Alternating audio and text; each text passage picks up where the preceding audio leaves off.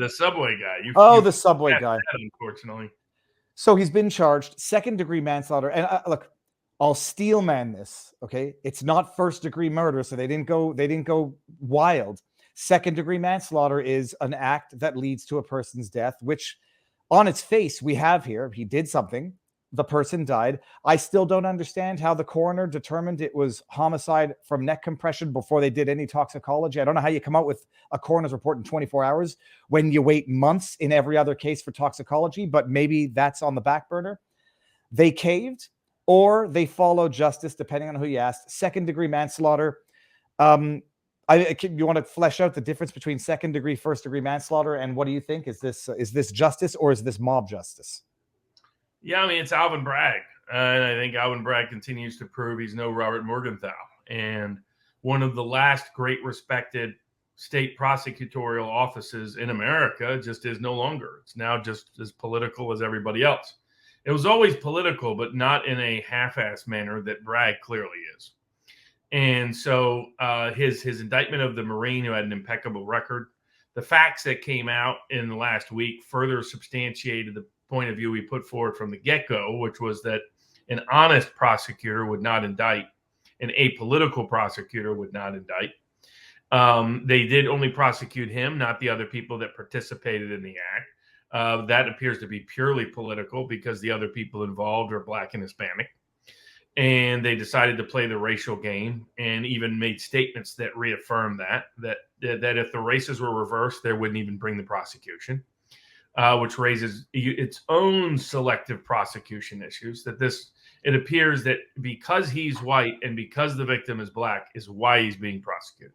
End of story.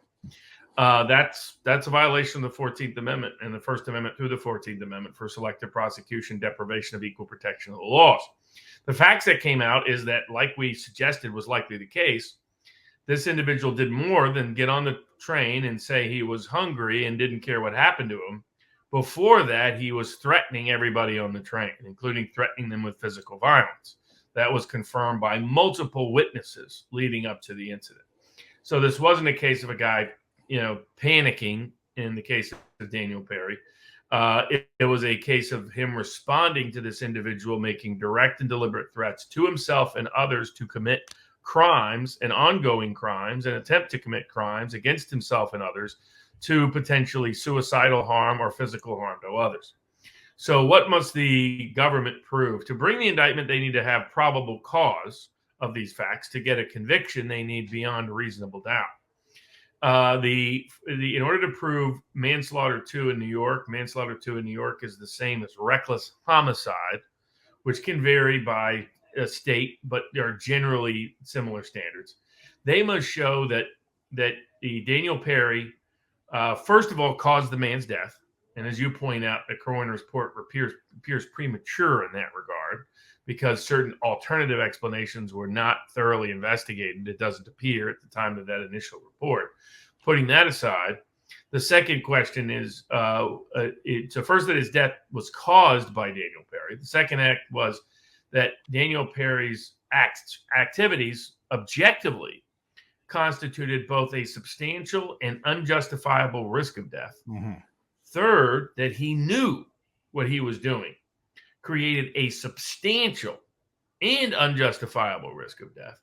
And justification is a broad defense, which is effectively incorporated into the statute here as an element of the offense, but it always is if self-defense or justification is raised as a defense.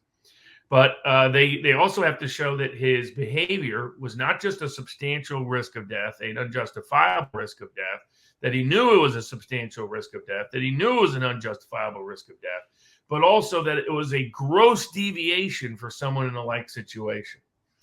And so if he used deadly physical force, then the risk has to have been deadly, outside of a few exceptions that don't appear to be necessarily analogous here.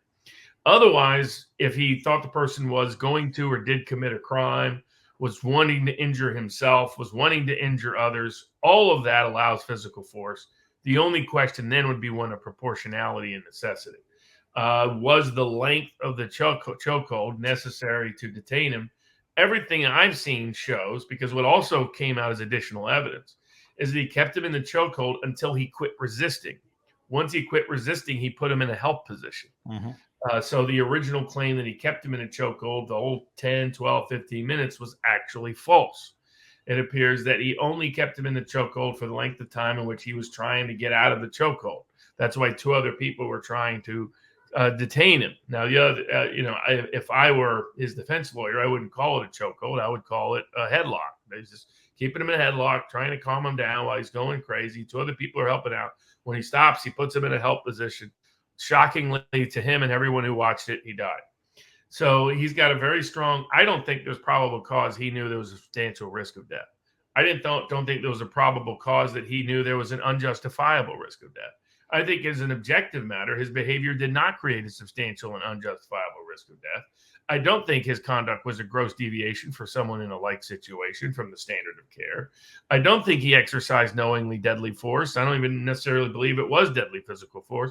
So I think the only risk he had to be worried about was risk of crime, for which he had reason to believe, risk of danger to self, for which he had reason to believe, risk of danger to others, for which he had reason to believe. And it does appear proportional to the videotape, given the fact that he only did what was necessary to stop him from causing harm. And once he was no longer resisting, put him in a help position. So you look at all of those, I think he has multiple defenses against multiple elements beyond just self-defense. And an honest prosecutor would not have found probable cause to indict him. An honest judge would dismiss the charges that no reasonable jury could convict him, given the facts that I outlined and its application to the law. And I think an honest jury would acquit. Problem is, he's in New York City, so there's a low chance he gets any of the three. Well, some might say, look, you need to worry about politics less. It's not Trump or a Trump ally. This is, a New Yorker, and New Yorkers might be getting pissed off with the Gotham City level violence, especially in the subway. So maybe he'll get a fair trial. But as we've seen with E. Jean Carroll, once you're leaving things in the hands of a judge or even more so a jury. Well, hold on. Actually, but one last question. My nose is itchy. Ow. One last question, Robert, because I'm concerned about this. He has a give, send, go, and it's $800,000 more than it was when I last looked at it. And how much raised in total for? 1.836 million, Robert. Yeah. I mean, he'll have a completely robust defense from legally and factually. His attorney ran for DA in New York, so he's a politically savvy guy. And thanks to Give, Send, Go, we met the founder at a Project Veritas party back when it was real Project Veritas with James O'Keefe in Miami. And a very nice guy. And thank God he existed, because, if this was Go, Send, the other fundraising platforms wouldn't have allowed this. But Give, Send, Go does. And that's why he's able to meaningfully defend himself. And if they don't dismiss charges, and they do a good job of getting a impartial jury pool, maybe moving it to a different venue than New York, than Manhattan. Again, if he got into Staten Island or even Long Island, he's going to get a dismissal, judicial dismissal, or a jury acquittal, one or the other. That's what will happen. Now, I think even in Manhattan, he has at least a 50-50 shot of getting because in Manhattan, I mean, again, here's the problem the prosecutor has. My understanding is that every single witness, who includes men and women, includes immigrants and citizens, includes black and white, includes young and old, that they are all going to agree that they wanted him to do what he did, that they thought what he was doing was reasonable and necessary, and that what he was doing did not appear to them to be deadly force.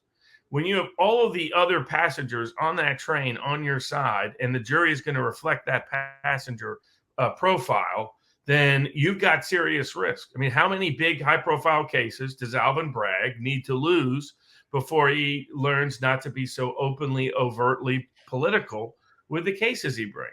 But by the way, it was risk of Alvin Bragg that was the reason I got the Amy Cooper, so-called Central Park Karen case, resolved by complete dismissal with prejudice, to where the cases could never be reinstated. That's why, contrary to what Nate and some other people thought, there was no plea deal at all. There was no diversion deal at all. And that was why I wanted to make sure, first, the deal got done before this lunatic got in. And second, I wanted the deal to be done in such a way that there was no chance he could revive it, because you could guarantee he would have. That's why I always tell, when people say, don't you have to worry about politics if you are in the law, that Justice Roberts doing his latest gibberish. That's just nonsense. If I had ignored the politics, if she'd had almost any other lawyer in New York, they would have probably put her in a position where she would be getting re-prosecuted right now, because that's who this guy is. He has totally changed you can't underestimate the show. Law and Order was based on the New York prosecution's office.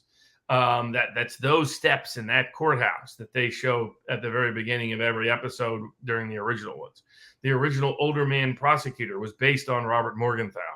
They have taken about 80 years of one of the most respected prosecutor office in the country and are making it quickly and rapidly one of the least regarded, least respected prosecutors' offices in the country. This man never should have been prosecuted, but thanks to all the people that have raised the funds for him, my prediction that sooner or later he will not do a day in prison, because I think he's got the lawyers to make sure he gets a fair jury ultimately. And that was one of my questions. I have not yet contributed because I was I'm once bitten, twice shy. You see conspiracy everywhere. It says campaign created by Reiser and Kenneth PC. That's the law firm. The funds from this campaign will be received by Kenneth, the firm. My concern, Robert, do we? I assume they have some other stuff in the terms, and the way this works is he has to do the fundraiser. Someone else can do it for him too, but the law firm can't really do it directly itself, and they can get the funds to the law firm, but the law firm, the funds can't go directly into the law firm's trust account typically. So usually what happens is the funds go to somebody else who's doing the GoFundMe, who has the account, and then they in turn send it to likely the trust account of the lawyer.